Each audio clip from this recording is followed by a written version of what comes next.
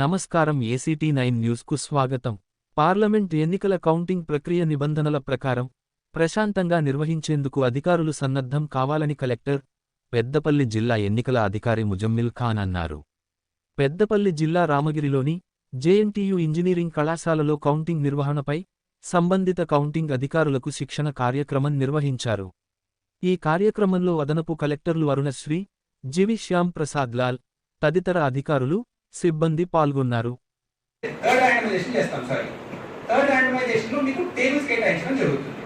First మీరు counting duty వచ్చినట్టు first randomisation, second randomisation ఏ నియోజకవర్గానికి మీరు కేటాయించబడ్డారు అంటే ఏ రూమ్ కి మీరు వెళ్ళాలి, మూడోది రూమ్ కి వెళ్ళిన తర్వాత ప్రతి రూమ్ కి సేమ్ 14 టేబుల్స్ ఇవ్వడం జరిగింది.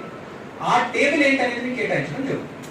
సో మీకు ఆ రోజు పొద్దున్న రాగానే మీకు Peddapalli parliament constituency, Ramagundam assembly segment, table number 7 counting supervisor are agent మీకు డ్యూటీ పడినట్టు మీకు తెలుసుకోవాలి. ఆ టేబుల్కి వెళ్ళిపోతారు. బ్రేక్ఫాస్ట్ అద్భుతంగా పెట్టిస్తున్నాను. పోయినసారి నచ్చిందా నేను బ్రేక్ఫాస్ట్?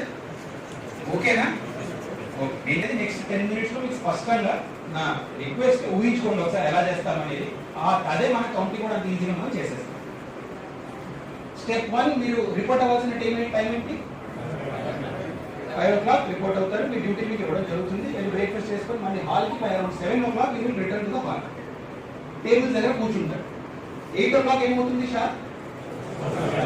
అఫీషియల్ గా counting starts at 8 o'clock. Strong room opening ఉంటుంది. అప్పటివరకు స్ట్రాంగ్ రూమ్ అందరు సంతకాలు పెట్టి సీల్ పెట్టి అలాగే క్లోజ్ ఉంది. 8 o'clock స్ట్రాంగ్ రూమ్